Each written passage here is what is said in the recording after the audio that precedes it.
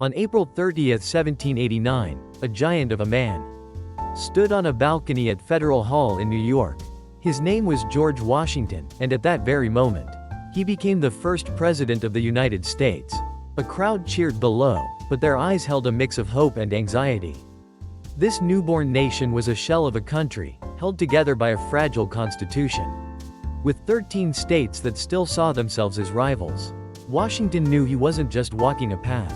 He was paving the very road the country would travel on.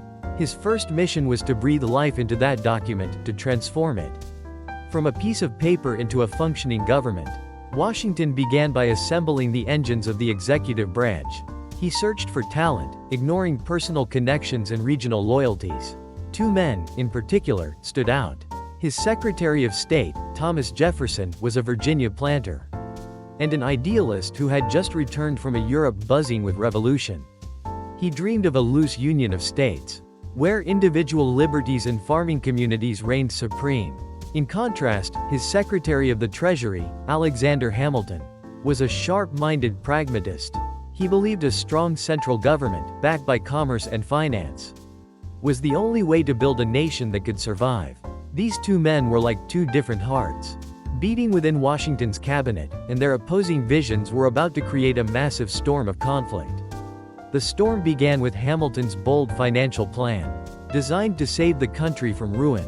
The Revolutionary War had left the federal government and the states buried under mountains of debt. The nation's credit was shot, and the future was uncertain. Hamilton proposed three audacious steps. First, the federal government would pay off all its debts at their full value. This move, he argued, would restore national credit, even if it meant a windfall for speculators who had bought up the cheap bonds.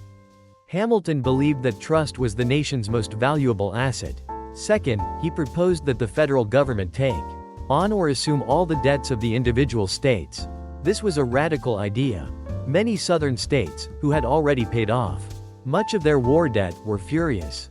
They saw it as a plan to benefit northern merchants at their expense.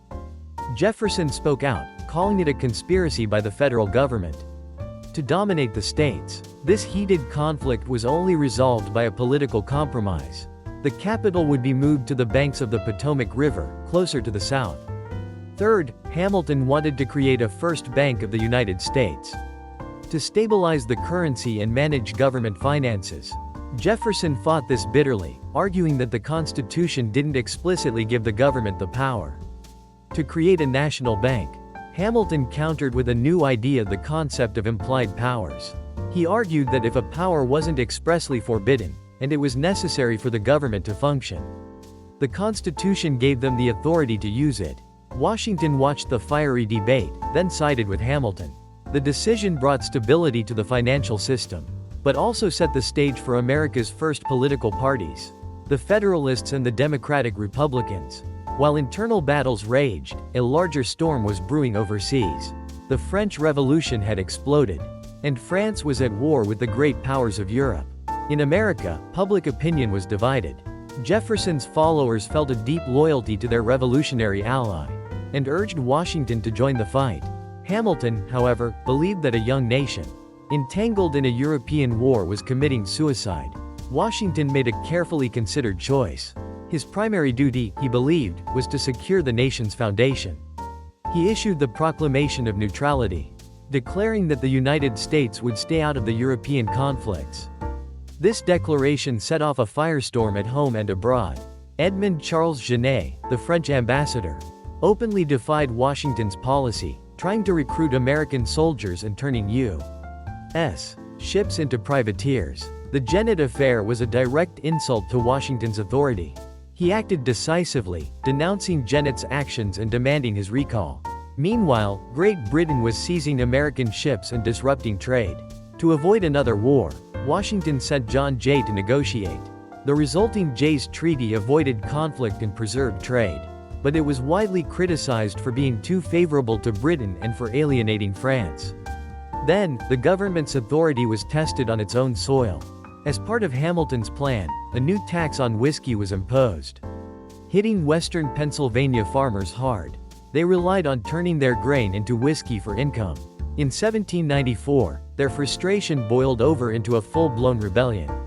The Whiskey Rebellion was a direct challenge to the power of the federal government. Washington knew he had to act. He asked a monumental question. Could the federal government truly assert its authority over the states? If he let the rebellion stand, the law would become meaningless. He made a bold, unprecedented decision. Washington personally led a force of 13,000 federalized troops to the rebellious region. The sight of the president at the head of a massive army was a powerful symbol of the government's resolve. The rebels, seeing the overwhelming force, scattered without a fight. This event was a historic moment, proving that the federal government's authority was real and enforceable. Despite Washington's fervent hope for unity, the constant clashes between Hamilton and Jefferson created a schism that could not be repaired. Those who favored a strong central government and a commercial economy rallied behind the Federalist Party.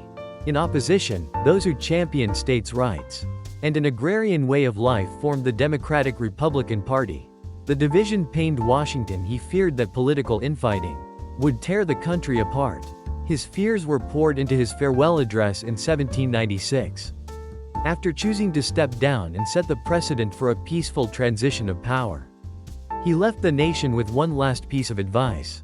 He warned against the spirit of party, calling it a fire that could ignite the nation's soul. He also urged the country to avoid permanent foreign alliances, advising them to engage in commerce with all nations, but to become politically entangled with none. George Washington's 8 years in office weren't just a presidency.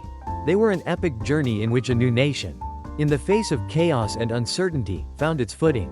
He took a blank constitution and filled it with substance, laid the foundation for the country's finances, and proved that a peaceful transfer of power was possible. Every event of his term is a story that tells us who we are as a nation and what values we should uphold.